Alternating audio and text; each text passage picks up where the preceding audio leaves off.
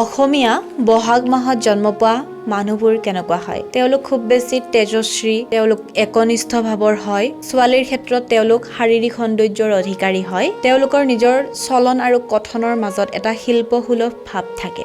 আৰু তেওঁলোক অত্যন্ত আত্মকেন্দ্ৰিক মানুহ হয়।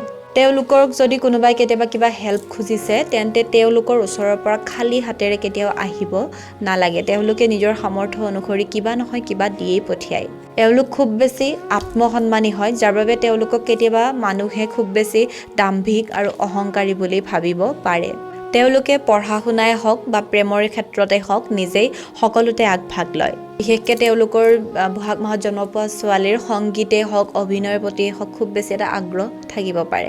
আৰু তেওঁলোকৰ ছোৱালীৰ ক্ষেত্ৰত বিশেষকৈ প্ৰেম বিবাহৰ সম্ভাৱনা যথেষ্ট বেছি। তেওঁলোকক কোনোবাই যদি সমালোচনা কৰে, তেওঁলোকে সহ্য কৰিব একেবাৰে নোৱাৰে। আৰু ৰোগৰ ফালৰ পৰা চাব গ'লে তেওঁলোকে চকুৰ ৰোগত ভোগাৰ সম্ভাৱনা যথেষ্ট বেছি। আপোনাৰ যদি বহাগ মাহত জন্ম, কথাখিনি মিলিছেনে নাই কমেণ্ট কৰি জনাব।